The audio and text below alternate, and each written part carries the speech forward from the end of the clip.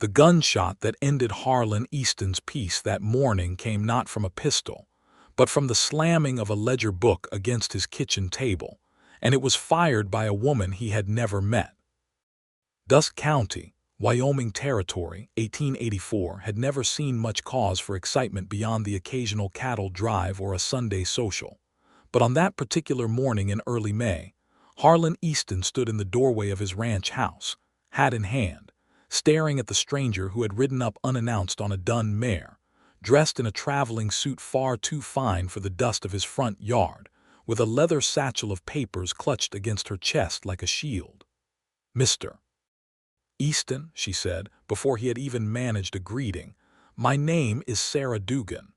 I have been sent by the Cheyenne Trust and Savings Bank to review the accounts of the Easton Ranch on account of the outstanding balance owed against your father's original loan, which has not seen a payment in 11 months.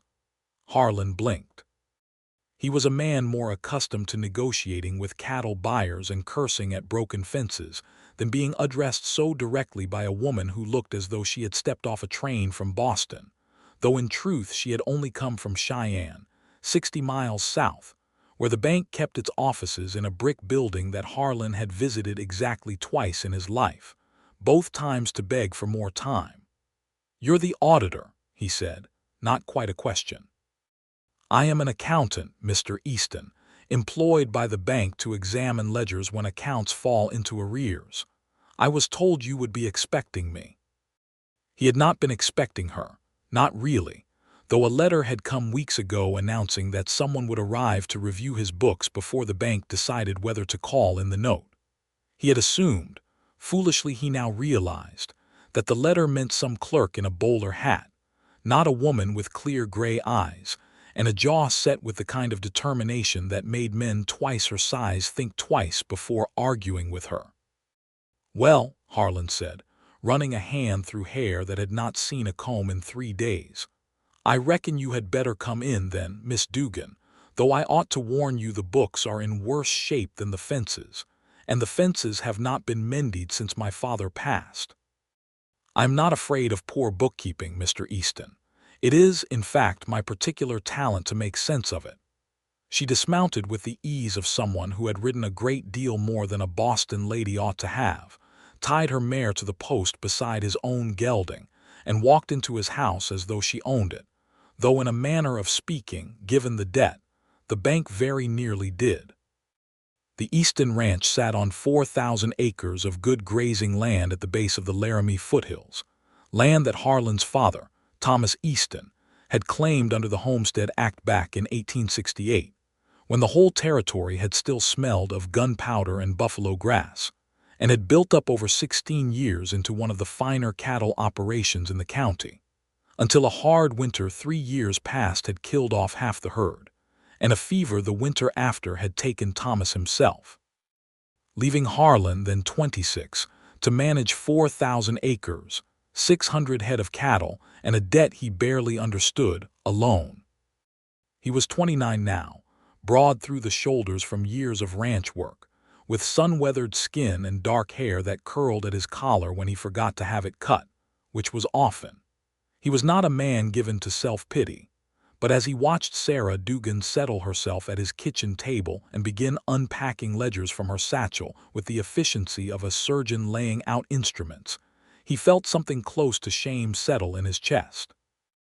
"These are your father's books," she said, flipping through the earliest ledger, her brow furrowing at the neat, careful hand that had recorded every calf born and every dollar spent for a decade. "And these," she said, lifting a second, thinner stack, "are yours. They are not so tidy, I know. They are not tidy at all, Mr. Easton. Your father recorded every transaction. You have recorded roughly 1 in 4, and half of those are illegible. I was not raised to be a clerk, Miss Dugan. I was raised to run cattle. And yet the bank does not lend money against cattle, Mr. Easton. It lends against the promise that the cattle will be accounted for and repaid in kind. Without proper records, I cannot tell the bank whether your ranch is a sound investment or a lost cause." The word struck him harder than he expected. Lost cause. He had feared it himself, some nights, staring at the account books by lamplight, trying to make the numbers say something other than what they plainly said, which was that he owed the bank $1,100 with interest accruing and no clear way to pay it before the note came due at the end of the season. "And which do you think it is?" he asked. "A sound investment or a lost cause?" Sarah looked up at him then, and for the first time since she had ridden into his yard, her expression softened just slightly into something less like a bank clerk and more like a woman looking at a man who was trying, however clumsily, to hold his life together. "I do not know yet, Mr. Easton. That is why I have come. Give me a week with these ledgers and access to your herd counts, your grazing records, and whatever correspondence you have from buyers, and I will tell you plainly whether this ranch can be saved." "A week," he repeated. "You mean to stay a week?" "Unless you would prefer I make my assessment from a hotel room in Cheyenne, 60 miles distant, based on nothing but rumor, Mr. Easton, then yes, I mean to stay a week, provided you have a room I might occupy that does not compromise my reputation nor yours." Harlan felt heat rise up his neck. "There is a room. My mother's old sewing room up the stairs, second door. It has not been used in some years, but it is clean, and it has a lock. That will do." And so it was decided, with less ceremony than a man might arrange for a hired hand, that Sarah Dugan, accountant for the Cheyenne Trust and Savings Bank, would spend a week at the Easton Ranch, sifting through 11 years of financial history to determine whether Harlan Easton would keep the only home he had ever known. The first 3 days passed in a strange rhythm neither of them had expected. Sarah rose before dawn, as was her habit, and had already spread ledgers across the kitchen table by the time Harlan came in from the morning chores, smelling of hay and horse and hard work, to find coffee already made, because she had insisted on learning where things were kept on her second morning, unwilling to wait on him for so simple a thing. "You did not have to do that," he told her, the first time he found the pot warm and waiting. "I did not do it for you, Mr. Easton. I did it because I cannot think clearly without coffee, and I did not wish to wake you at 4 in the morning to ask where you kept it." But he noticed, on the 4th morning, that she had made enough for 2 cups, and left one beside his usual chair, and he found himself smiling into his coffee in a way that had nothing to do with the beverage and everything to do with the woman who had poured it. She worked with a focus that impressed him, going through every scrap of paper he could find, questioning him relentlessly about purchases he barely remembered making, about the price he had gotten for cattle sold to a buyer out of Cheyenne 2 years past, about a debt owed to the local feed store that he had entirely forgotten to record. "You sold 40 head to Whitcomb's outfit in the fall of '82, she said on the 3rd afternoon, tapping a page with her pen, "at $18 a head according to this receipt, but your ledger records only 32 head sold. Where did the other 8 go, Mr. Easton?" Harlan frowned, trying to remember. "I believe Whitcomb held back payment on 8 head that turned up sick before the drive to the railhead. Foot rot, if I recall. We had to shoot 2 of them, and the rest recovered, but he refused to pay full price. Then that discrepancy should have been recorded, with the reduced payment noted and reconciled against the original sale price. Do you see, Mr. Easton, how easily a ranch can appear to be losing money it is not actually losing, simply because no one has bothered to write down the reasons? I see it now that you have shown me." She looked up at him, and there was something almost like approval in her gaze. "Most men in your position resent being shown their own mistakes, Mr. Easton. You do not seem to. What good would resentment do me, Miss Dugan? I have spent 3 years drowning in numbers I did not understand. If you can teach me to swim in them instead, I would be a fool to resent the lesson."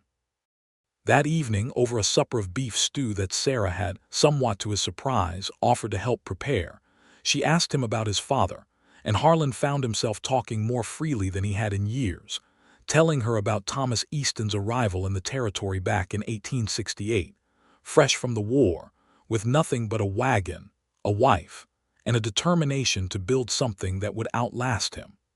"He used to say that a ranch was not land, Miss Dugan. He said a ranch was a promise you made to the ground, and the ground made a promise back if you kept faith with it. That is a fine sentiment, Mr. Easton, though I confess the bank cares less for promises to the ground and more for promises kept in writing with interest. He laughed, a genuine laugh that surprised him because it had been a long while since anything had struck him as funny. You are a hard woman, Miss Dugan.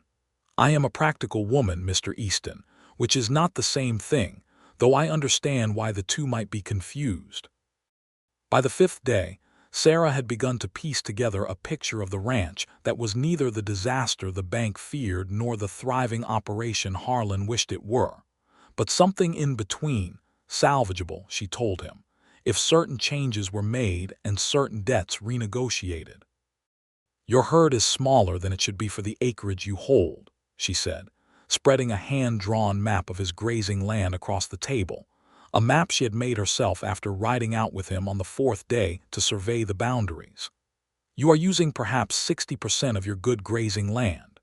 If you increased your herd by even 100 head, using the northern pasture you have left fallow since your father's death, you could nearly double your revenue within 2 seasons. I have not had the capital to buy more cattle, Miss Dugan. That is rather the trouble I am in. I am aware of the trouble you are in, Mr. Easton. I am proposing a solution. The bank does not wish to foreclose on this land. A foreclosed ranch is worth considerably less to them than a ranch making regular payments. If I can show them a clear plan with proper records going forward and a realistic path to solvency, I believe they will restructure your note rather than call it.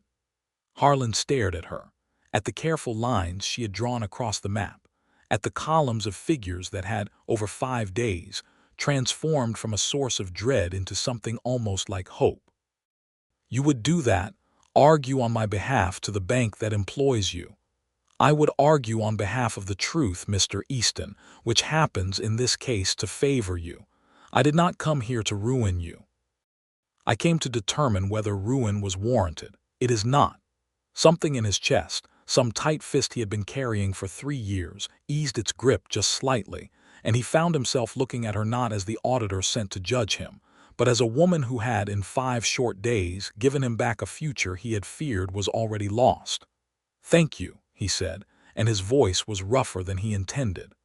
I do not know how to thank you properly, Miss Dugan, but I mean to try. You may thank me by keeping better records from this point forward, Mr. Easton. That would please me more than any words. But that night, as Harlan lay awake listening to the wind move through the cottonwoods outside his window, he found himself thinking not of ledgers or cattle counts, but of the way Sarah Dugan's face had looked in the lamplight when she smiled, which she did rarely, but which transformed her whole countenance when she did, softening the sharp practicality that she wore like armor into something warmer, something he found himself wanting to see again. The 6th day brought trouble neither of them had anticipated. Harlan had ridden out at dawn to check on a section of fence along the northern boundary, the same pasture Sarah had suggested he might use for expansion, and had found 3 strands of wire cut clean through, and a dozen head of cattle missing, driven off in the night by hands that had left boot prints and horse tracks heading east toward the Badlands. He returned to the ranch house grim-faced and furious, and found Sarah waiting on the porch, having grown concerned when he did not return for the midday meal. Rustlers, he said before she could ask. Cut the north fence and took a dozen head, maybe more. I have not had time to make a full count. Sarah's face went pale, not with fear for herself, but with the immediate calculation of what this meant for the numbers she had spent 5 days assembling. How much would that represent in value? At current prices, perhaps $200, maybe more if they took the better stock. $200 we cannot afford to simply lose, Mr. Easton, not with the note due in 3 months. I am aware of that, Miss Dugan, he said, more sharply than he intended, and then, seeing her flinch slightly at his tone, softened. Forgive me. I am not angry at you. I am angry that this should happen now of all times when we have finally found some solid ground to stand on. Who would do this? Do you have enemies, Mr. Easton, men who might wish to see your ranch fail? Harlan considered this, and a name came to him with unwelcome clarity. There is a man, Silas Redding, who has wanted this northern pasture for 2 years now, ever since his own herd outgrew his land to the east. He offered to buy it from my father before he died, and my father refused. He has made the same offer to me twice, and I have refused both times. He is not a man who takes refusal kindly. Then perhaps it is time to report this to the sheriff, and to make it known that you suspect Mr. Redding's involvement. I have no proof, Miss Dugan, only suspicion, and in this territory, suspicion without proof is a fine way to get yourself shot in a dispute you cannot win. Then we must find proof, Sarah said, and there was a steel in her voice that surprised him. I did not come here to watch this ranch be stolen out from under you by a man with more cattle than conscience. Show me the tracks, Mr. Easton. I may not be able to shoot a pistol, but I can read a set of figures, and tracks are simply another kind of figure, if one knows how to read them.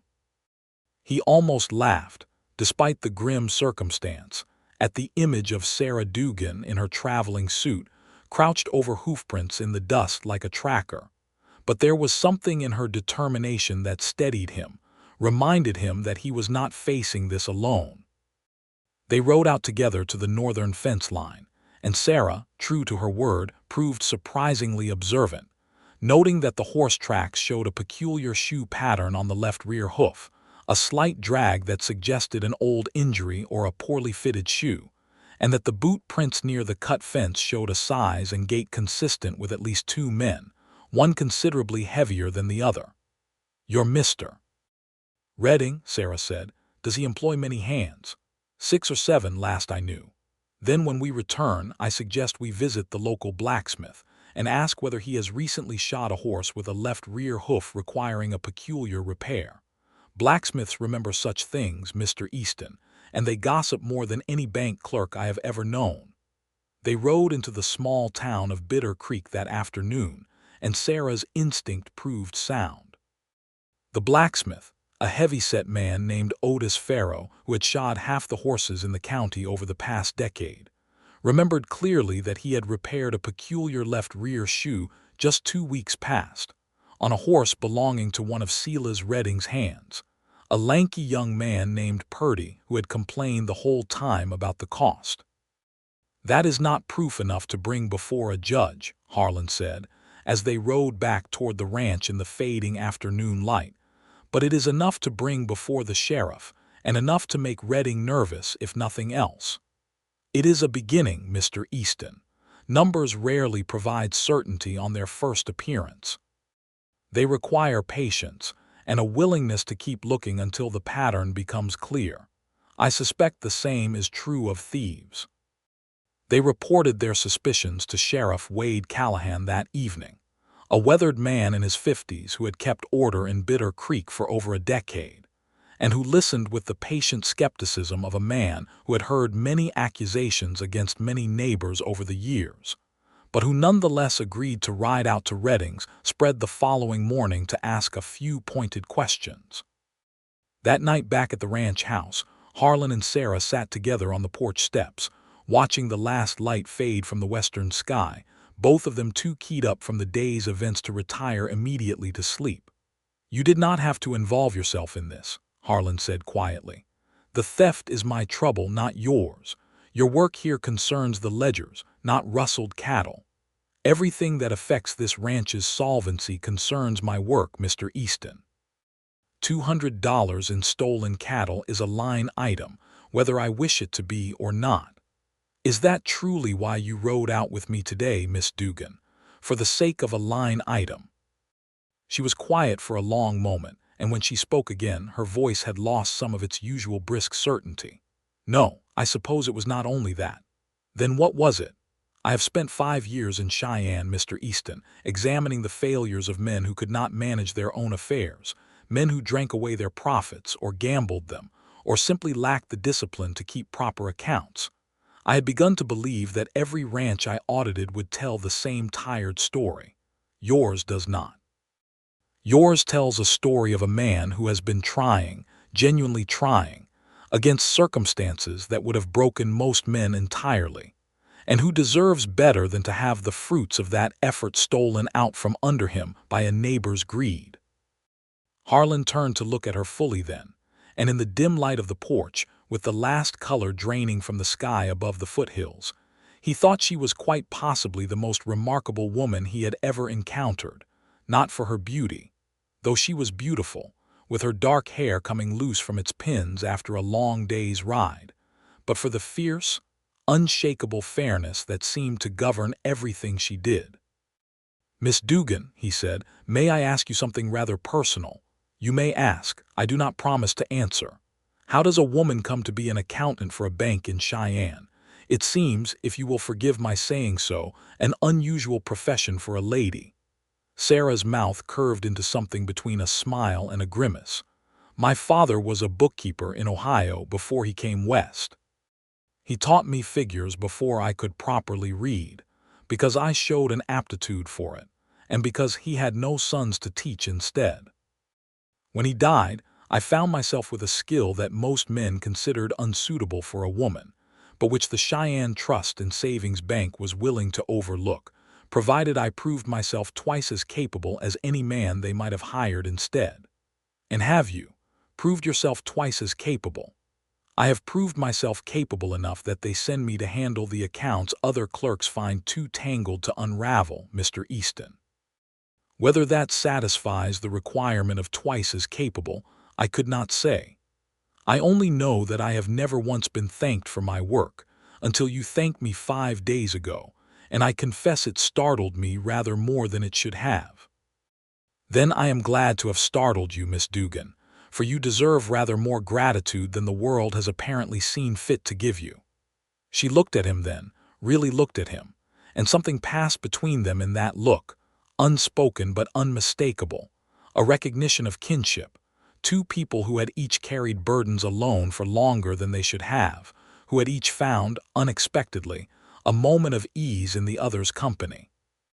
"We should retire," Sarah said finally, though she made no move to rise. "Tomorrow will bring more trouble, I suspect, whatever the sheriff finds at Redding's ranch." "I suspect you are right."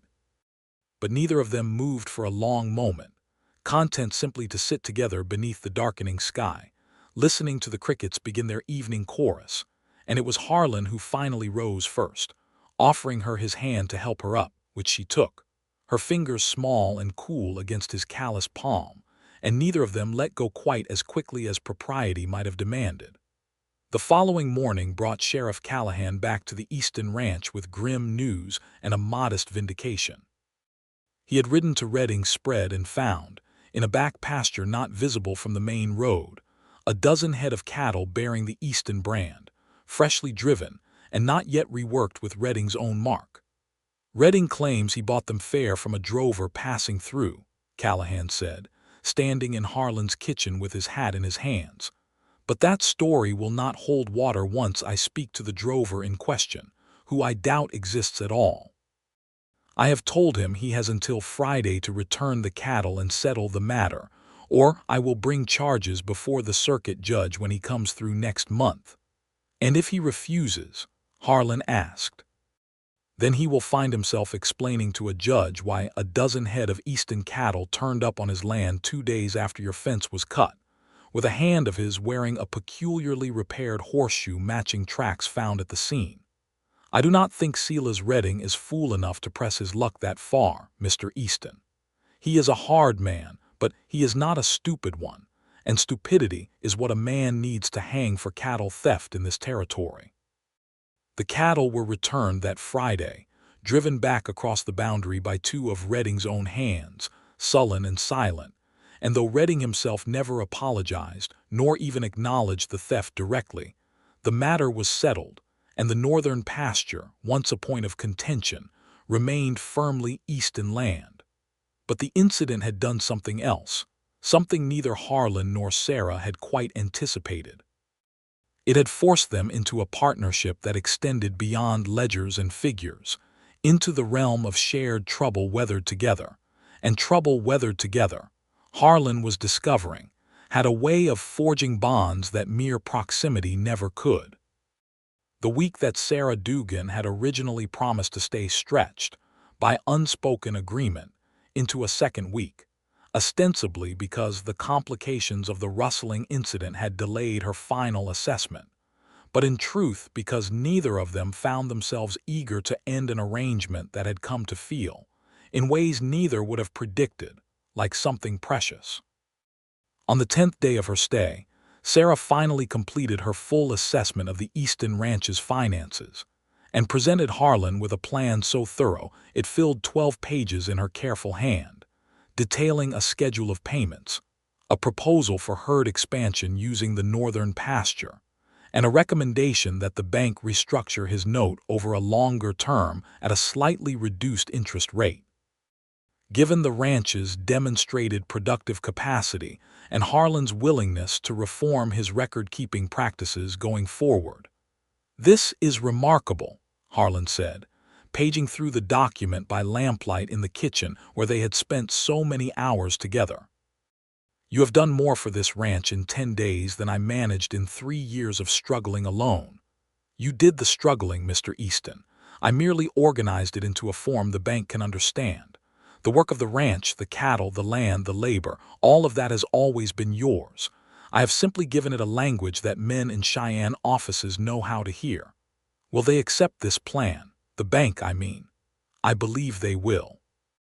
I have never yet had a recommendation rejected, and I do not intend to let this one be the first, Mr. Easton. I will present it personally, with the full weight of my assessment behind it. When must you return to Cheyenne to make that presentation?" There was a pause before she answered, longer than the question warranted. "I had planned to leave tomorrow. My work here is essentially complete."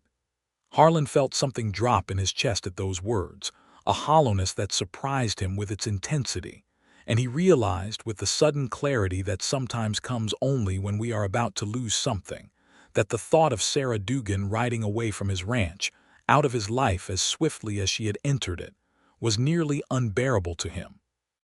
"Miss Dugan," he said, and his voice was unsteady in a way that embarrassed him, "I wonder if I might speak plainly and ask that you forgive me if I overstep." "You may speak plainly, Mr. Easton. I have found in my time here that plain speaking suits you rather well. These 2 weeks have been, without question, the hardest of my adult life, in some respects, given the trouble with Redding and the burden of finally confronting how badly I had let this ranch's affairs fall into disarray. And yet I find myself, tonight, dreading your departure more than I have dreaded anything in a very long while, and I do not think that dread has much to do with ledgers at all." Sarah's composure, usually so unshakable, faltered slightly, and she set down her pen, looking at him with an expression he had not seen on her before, something vulnerable beneath the practical exterior she wore so habitually. "Mr. Easton, I must confess something to you as well, though it is rather against my better judgment to do so. I have spent 5 years cultivating a reputation for cold practicality, because a woman in my profession cannot afford to be seen as anything less than entirely rational. And yet these 2 weeks spent in your company, examining not only your ledgers but, I think, coming to know you as a man of genuine character and quiet strength, have left me feeling considerably less rational than I am accustomed to feeling." "Then perhaps," Harlan said, rising from his chair and crossing to where she sat, "we are both in some trouble, Miss Dugan, of a kind that no ledger can quite account for." "I believe that may be true, Mr. Easton." He reached out, hesitantly, and took her hand, the same hand he had helped rise from the porch step days before, and this time neither of them pretended the touch was accidental or incidental. "I would ask you to stay," he said, "though I have no right to ask it, and no claim on your affections beyond 2 weeks' acquaintance, and I know that is scarcely enough time on which to build anything as significant as what I am feeling. 2 weeks is not so short a time, Mr. Easton, when those 2 weeks have included cut fences and rustled cattle, and the slow unraveling of 11 years of accounts. I feel I have come to know you rather more thoroughly than 2 weeks might ordinarily allow."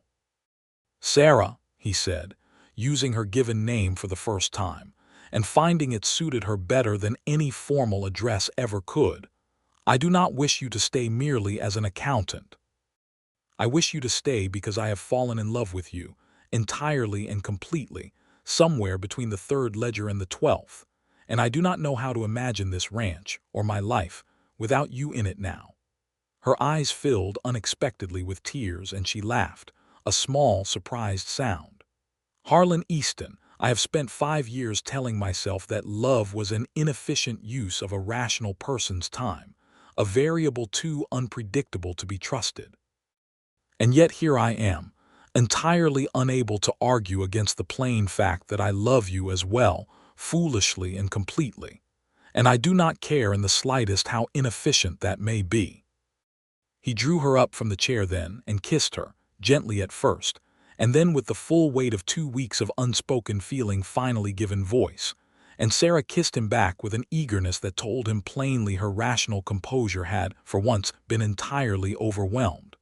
When they finally parted, both slightly breathless, Sarah rested her forehead against his chest and laughed again, softer this time. "I still must return to Cheyenne, Harlan. I must present this plan to the bank, or all our work these past 2 weeks will have been for nothing. I know, but you will return. I will return.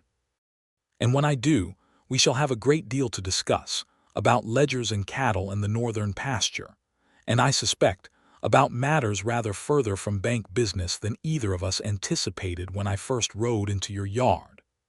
The next morning, Sarah Dugan departed for Cheyenne as planned, but the farewell between her and Harlan bore little resemblance to the polite formality with which they had first greeted each other 2 weeks before. He rode with her as far as the county line, unwilling to let her go a moment sooner than necessary, and when they finally parted, he kissed her once more softly in full view of the open prairie, and told her that he would count every day until her return. 3 days, she promised.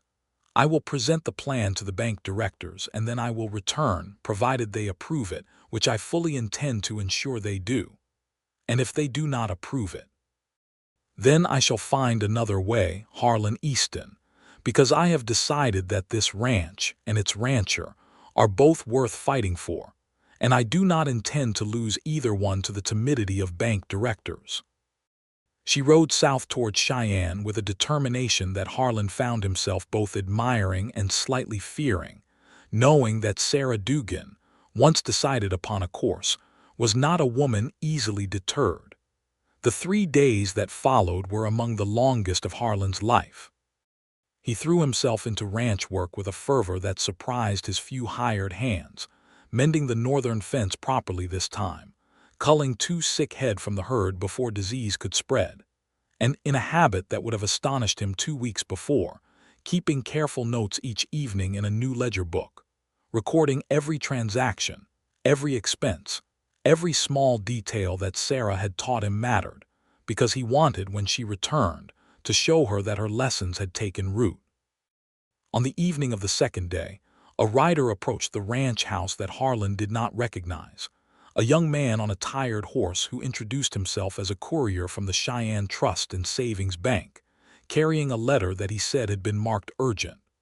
Harlan's hands trembled slightly as he opened it, fearing bad news despite Sarah's confidence, but the letter, written in an unfamiliar hand and signed by a Mr. Josiah Pemberton, president of the bank, informed him that the board of directors had reviewed Miss Dugan's proposal and found it, in the president's own words, "the most thorough and persuasive account restructuring proposal this bank has received in a decade," and that the Easton Ranch's note would be restructured on the terms Sarah had recommended, effective immediately. Relief flooded through him, followed swiftly by a fierce pride in what Sarah had accomplished on his behalf, and he found himself grinning at the empty kitchen, wishing desperately that she were there to share the moment, before remembering that she would be, in only one more day. That third day, he found himself unable to concentrate on any task, riding out to the county line no fewer than 3 times to watch the road south, until finally, in the late afternoon, he spotted a familiar dun mare making her way north, and spurred his own horse into a gallop that carried him to her side within minutes. "The bank approved the plan," she called out, before he had even fully reined in beside her, her face bright with the particular joy of a job well done. They approved every recommendation, Harlan, and Mr. Pemberton himself said he had never seen figures presented so persuasively. "I know," Harlan said, laughing. "A courier brought the letter yesterday evening. I have been half out of my mind waiting to tell you, and here you have already told yourself. Then we have both had our good news confirmed twice over, which seems a fitting beginning for whatever comes next." He reached across the space between their horses and took her hand, and they rode the rest of the way to the ranch house together, hand in hand, saying little, because little needed to be said, the joy of the moment speaking plainly enough for both of them. The weeks that followed passed in a haze of happiness that Harlan had not thought himself capable of feeling, not since his father's death had settled such heavy responsibility on his shoulders. Sarah did not return to Cheyenne permanently, but negotiated with the bank to handle the Easton account remotely, riding into town only when necessary, and spending the rest of her time at the ranch, ostensibly to ensure the new record-keeping practices took proper root, though both of them knew the true reason had far less to do with ledgers than with the simple, undeniable fact that neither wished to be parted from the other. Harlan proposed to her on a warm evening in June, beneath the same cottonwoods where they had first sat together discussing his father's philosophy about promises made to the land. And Sarah, who had approached every significant decision of her adult life with careful calculation and measured consideration, accepted him without a moment's hesitation, laughing through tears as she told him that some things, apparently, required no ledger at all to know their worth. They were married in August, in the small church at Bitter Creek, with Sheriff Callahan standing witness and half the county in attendance, drawn by curiosity about the rancher who had, according to local gossip, fallen so thoroughly for the bank's own auditor that he had turned his ranch's fortunes around entirely out of love. Silas Redding did not attend, though he sent, rather unexpectedly, a wedding gift of 2 young heifers, which Harlan chose to interpret as an apology of sorts, and accepted with more grace than the man perhaps deserved. The ranch prospered in the years that followed, the herd growing steadily as Sarah's plan had projected, the northern pasture proving as productive as she had promised, and the ledgers, kept now in a hand that mixed Harlan's careful capital letters with Sarah's precise figures, told a story that no bank director could read as anything but success. Their first child, a son they named Thomas after Harlan's father, was born in the spring of 1886, in the same bedroom where Harlan himself had been born, and Sarah proved as thorough and devoted a mother as she had been an accountant, keeping careful records of the boy's growth alongside the ranch's accounts, teaching him his numbers before he could properly speak full sentences, much as her own father had once taught her. A daughter followed 2 years later, whom they named Margaret after Sarah's own mother, and by the time young Thomas was old enough to ride alongside his father checking fences, and Margaret was old enough to sit at the kitchen table pretending to help her mother with figures she did not yet understand, the Easton Ranch had grown to 8,000 acres and over 1,000 head of cattle, one of the most prosperous operations in Dust County, its success built not merely on good land and hard work, but on the partnership of 2 people who had discovered, quite by accident, that love could grow from the unlikeliest of beginnings, from cut fences and rustled cattle and the slow, careful work of untangling 11 years of neglected accounts. Harlan often told the story in later years to anyone who would listen, of how the woman who had come to audit his ranch's failures had instead become the architect of its success, and of his heart's deepest happiness besides. And Sarah, when she heard him tell it, always smiled the same small, satisfied smile, and reminded him that she had simply been doing her job, though both of them knew by then that what had happened between them had gone far beyond any job either had set out to do.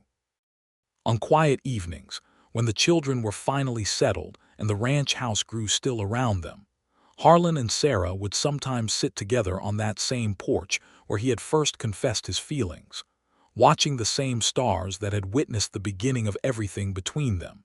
And Sarah would rest her head against his shoulder, and Harlan would think, with a gratitude that never dimmed no matter how many years passed, that he had never in his life been so glad to have been in debt.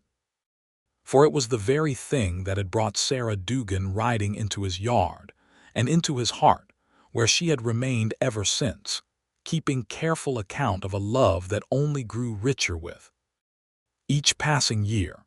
But the story of their happiness did not end with the wedding, nor with the children who followed, for life on the frontier had a way of testing even the strongest of unions, and the autumn of 1889 brought a trial that neither Harlan nor Sarah had anticipated, one that would test not merely their finances, but their very faith in the life they had built together. A drought struck the territory that summer, the worst in a decade, withering the grass across half of Wyoming and forcing ranchers throughout the county to make hard choices about which cattle to keep and which to sell at a loss simply to preserve enough feed for the herd that remained. The Easton Ranch, for all its careful management under Sarah's watchful eye, was not immune to the suffering, and by September, Harlan found himself facing the grim prospect of selling off a quarter of his herd simply to ensure the rest survived the coming winter. "We could weather this without selling if we drew down the reserve fund I established," Sarah said one evening, poring over figures by lamplight as she had done so many times before, though now with a toddler asleep in the next room and a young son doing his lessons at the far end of the table. "But it would leave us with nothing to fall back on should another hardship follow, and I have learned in this territory that hardship rarely comes alone." "Then we sell," Harlan said, though the words cost him, for the herd represented years of careful breeding, of choices made with an eye toward the ranch's long-term prosperity. "Better to sell what we can now, at whatever price the market offers, than to lose them all to starvation come January." They sold 200 head that autumn, at prices well below what the cattle were worth in better years, and the loss stung sharply, but Sarah's careful management of the reserve fund, built up over the previous 3 prosperous years precisely for such contingencies, meant the ranch survived the drought without falling back into the debt that had once nearly claimed it entirely. It was during this difficult season that Harlan came to understand, more fully than even his wedding vows had impressed upon him, just how deeply he had come to rely on Sarah's steady presence, not merely as a partner in managing the ranch's affairs, but as the very foundation upon which his confidence in the future was built. Where once he had faced hardship alone, uncertain and often despairing, he now faced it beside a woman whose calm, methodical approach to every crisis steadied him even in the darkest moments. "I do not know how I managed before you came," he told her one night, as they lay together listening to the wind howl outside, worrying over cattle exposed on the range to an early and unexpected frost. "I think I simply endured, without any real hope that enduring would lead anywhere good." "You underestimate yourself, Harlan Easton. You endured for 3 years before I ever rode into your yard, and you built something worth saving in the process, however imperfectly recorded. I merely gave that effort a structure it had been lacking. The strength was always yours, perhaps. But I am glad, nonetheless, that I do not have to find out how much strength remains in me alone, for I would rather face every hardship this territory offers with you beside me than face the easiest of years without you." The drought broke that November, with a series of gentle rains that soaked into the parched earth and promised, if not immediate abundance, at least the prospect of recovery come spring, and the Easton family welcomed the change with the particular gratitude of people who had learned, through hardship, not to take such mercies for granted. Their 3rd child, a son named James, was born in the spring of 1891, arriving during a rare quiet moment in the ranch's affairs, when the herd had recovered from the drought's losses and the accounts, thanks to Sarah's careful stewardship, showed a healthy surplus for the first time in years. Harlan held his newborn son in the same kitchen where Sarah had first spread her ledgers across his table 7 years before, and found himself marveling at how thoroughly his life had transformed since that day. From a man drowning in debt and grief to a father of three, husband to a woman he loved more with each passing year, and master of a ranch that had become, in truth, exactly the kind of legacy his own father had once dreamed of building. The years continued to pass, each bringing its own small trials and larger joys.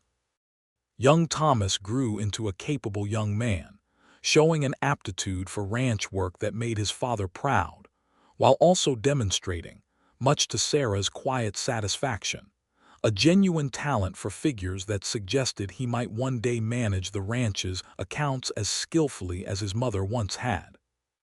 Margaret grew into a bright, curious girl who divided her time between helping her mother with household affairs and following her father out onto the range, showing no particular preference for either domestic or outdoor pursuits, but excelling at whatever she set her mind to with a determination that reminded everyone who knew her strongly of Sarah.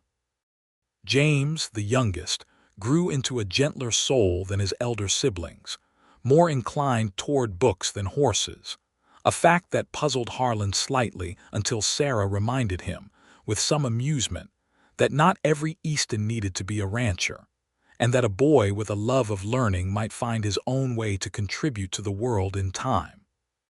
In 1895, tragedy touched the family when Sheriff Wade Callahan, who had become over the years not merely a lawman but a genuine friend to both Harlan and Sarah, was killed in a confrontation with a gang of outlaws passing through the territory, robbing a stagecoach some 15 miles from Bitter Creek. The whole county mourned him, and Harlan in particular felt the loss keenly, remembering the man's quiet competence in resolving the rustling incident that had, in its own strange way, helped bring Harlan and Sarah together all those years before. "He would want us to remember him by living well," Sarah said at the small memorial service held in the Bitter Creek church, "not by dwelling in grief. That was always his way, was it not? Practical even in matters of the heart." "He was a good man," Harlan said. "This territory is poorer for his absence. Then we must be better for having known him, and teach our children the same lesson he taught by example, that a man's worth is measured not in wealth or land, but in the steady, faithful discharge of his duties to those who depend on him." It was a philosophy that guided the Easton family through the years that followed, as the ranch continued to prosper under their combined stewardship, weathering the occasional hardship, celebrating the frequent joys, and building, year by year, the kind of legacy that Thomas Easton had once envisioned when he first staked his claim on that Wyoming land back in 1868. By 1900, as the new century dawned, the Easton Ranch stood as one of the most respected operations in the territory. Now a proper state, having achieved statehood back in 1890, with Harlan, now 45, serving as something of an elder statesman among the local ranching community, often called upon to mediate disputes or advise younger ranchers on matters of business that he himself had once found so bewildering. Sarah, for her part, had become something of a legend in her own right, the woman who had turned around a failing ranch through nothing but careful accounting and sheer determination, and who now, in a development that would have astonished the bank directors who once employed her, served as an informal advisor to several other ranching families in the county, teaching wives and daughters the same skills her own father had once taught her, breaking down, in her own quiet way, the assumption that such skills belonged only to men. Thomas Easton, the elder son, now 22, had taken on increasing responsibility for the ranch's daily operations, managing the herd with the same careful attention to both practical husbandry and financial accounting that his parents had modeled for him throughout his childhood. He had, in fact, recently begun courting a young woman from a neighboring ranch, a development that filled both Harlan and Sarah with a particular kind of joy, watching their eldest son begin to build a life of his own, informed by the values they had worked so hard to instill in him. Margaret, at 20, had taken over much of the household management from her mother, freeing Sarah to devote more time to the broader work of advising other families, and had also, to her father's initial consternation, developed a keen interest in local politics, attending town meetings in Bitter Creek and arguing, with the same fierce determination her mother had once brought to the Easton Ledgers, for improved schooling in the county, and for greater recognition of women's contributions to the territory's development. James, now 17, had indeed found his own path, as Sarah had predicted, showing such promise in his studies that Harlan and Sarah had, after much discussion, agreed to send him to attend a proper college back east, a decision that would have seemed impossible, even laughable, to consider back in those early days when Harlan had struggled simply to keep the ranch from collapsing entirely under the weight of unpaid debt. On a warm evening in late summer of that year, Harlan and Sarah found themselves once again sitting together on the porch of the ranch house, much as they had on so many evenings over the preceding 16 years, watching the sun set over the foothills that had witnessed the entire span of their life together. "Do you ever think back?" Sarah asked, her hand resting comfortably in his as it had come to do so naturally over the years, "to that first morning when I rode into your yard uninvited, and you looked at me as though I were about to deliver some terrible news?" "I think back to it often," Harlan said, smiling at the memory. "I remember thinking you looked far too fine for the dust of my ranch, and far too formidable for a man in my position to argue with. I was rather formidable, I confess. I had built quite a reputation for myself as a woman not to be trifled with, precisely because I knew how easily men might dismiss my judgment otherwise. You have never once been anything less than formidable, my love, in all the years I have known you. It is, I think, one of the qualities I love best in you, alongside a great many others. And do you regret it? The debt, I mean, that brought me to your door in the first place?" Harlan laughed, the same genuine laugh that Sarah had first drawn from him all those years before, when he had confessed that resentment would do him no good in the face of his own mistakes. "I have never in my life been so glad to have been in debt, Sarah Dugan Easton. It was the finest misfortune that ever befell me, for it brought you to my door, and you have never left it since, and I thank whatever Providence arranged such a fortunate calamity every single day of my life." "Then perhaps," Sarah said, leaning against his shoulder as the last light faded from the sky, "we should consider ourselves fortunate indeed that ledgers sometimes lead to love, when the numbers and the hearts behind them are properly aligned." They sat together in comfortable silence as the stars began to emerge overhead, the same stars that had witnessed Harlan's confession of love beneath the cottonwoods so many years before, the same sky that stretched over the ranch their combined efforts had built into something far greater than either of them could have imagined alone. Inside the house, their children's voices could be heard, Thomas discussing cattle prices with a confidence that echoed his mother's careful analysis, Margaret arguing some point of local politics with characteristic passion, James reading quietly by the fire, already dreaming of the wider world his education would soon open to him.